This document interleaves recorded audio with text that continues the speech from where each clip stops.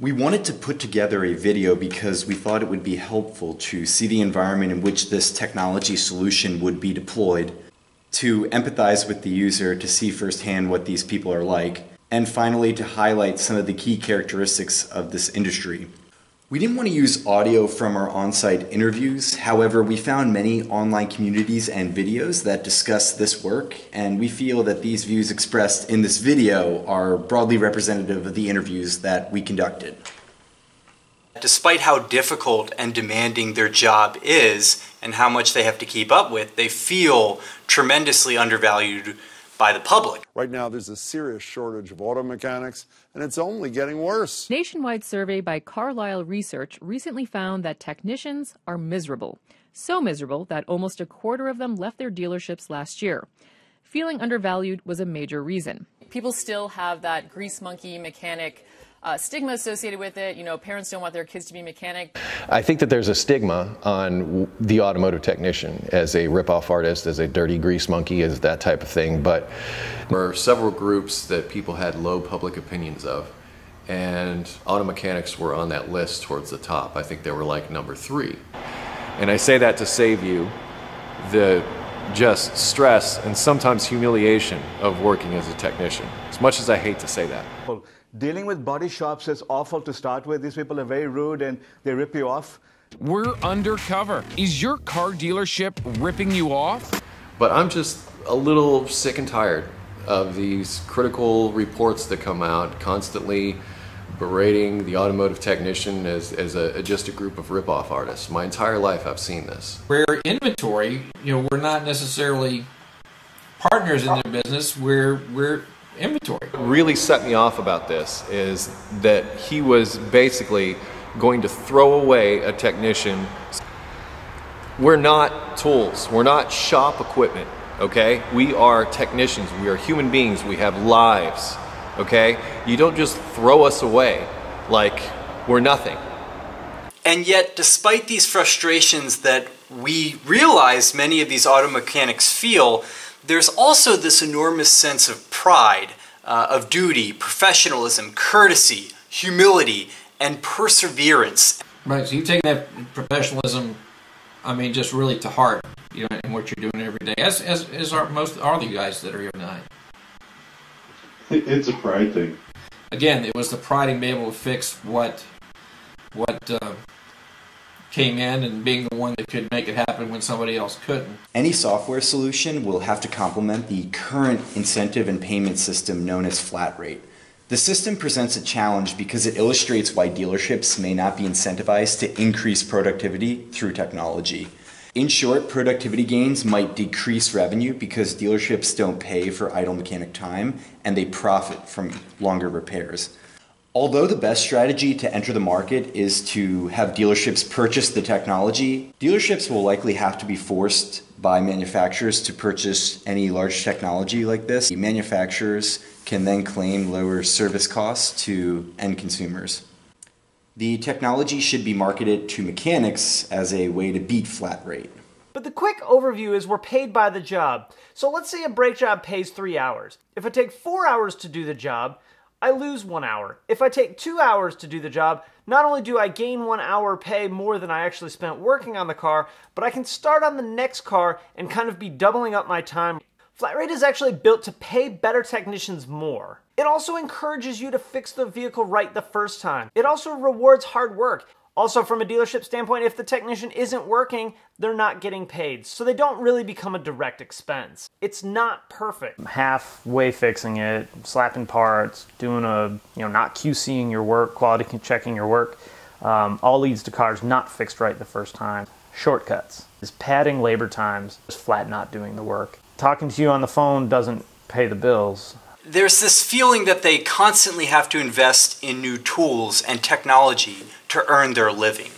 But for the most part, in the US, unlike some other parts of the world, us techs supply our own tools, own toolboxes. Be prepared if you're an automotive technician that you will be buying tools for the rest of your existence. Guys, one of the biggest issues I see when it comes to new technicians and tools is that they get themselves into debt. He has roughly $47,000 into his tools, and he still doesn't have everything he needs.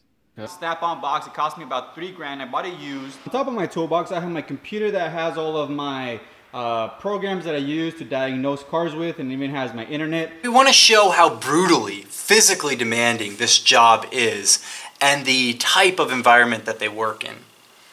Next worst thing about being a mechanic is the physical battering that your body can take fixing cars. Injuries are a big factor. So injuries are the biggest factor.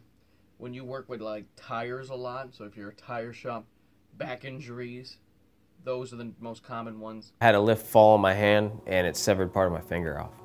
For 8 weeks I had to sit around, not be able to use my hands. Being a mechanic, it was pretty rough for me. We want to give you a slight idea of just how much they have to keep up with. They have to constantly learn. They're required to continuously keep up with new bulletins, learn new things, go online, and constantly research new information. Always keep learning. I would say for me, the hardest part of that keep learning thing is keeping up with all the technical service bulletins and recalls and updates and tech tips and service actions. I mean, it's information nonstop just at you. And, you know, we get a report every week with just a little blip about the things coming out. And for some reason, it doesn't even have all of them in there. But, you know, staying on top of that stuff flat out is my biggest struggle when it comes to the nuts and bolts mechanics of doing the job. Some of their biggest pain points are accessing the right information quickly and efficiently. There's just not the information out there that the good technicians need in order to make the proper diagnosis and proper repair. So I can't tell you how many times where a car would come in with a problem. I had done my homework, right? I read the self-study program. I did the online training. A car comes in with a weird problem. I'm like, I can't find any information. Is this supposed to be the way that it works? Or is it malfunctioning? And of course, there's no online or repair manual or owner's manual documentation. You have the forums and things like that, but let's be honest, guys, today most of those forums are dead anyway, and all the pictures are gone despite the fact that there is a few hack ways around that. The manufacturers do not give the information out. Now you have to pick the phone up and call them, because if they give it away to me, that means they have to give it away to everyone. And this is bad at the dealership, right? This is a really problematic at the dealership where it gets almost unbearable, and I have so much admiration and respect for you good, truly good independent shops out there, is you guys have next to nothing. You have to understand that most mechanics can do the vast majority of their work with their eyes closed. They've kind of done it all before. They're very familiar with the problems that are coming into the shop. But every once in a while, we were shocked by how much time it can take to find basic information when they hit a snag. We're talking wiring diagrams or just schematics about how the engine is configured. Can't read it.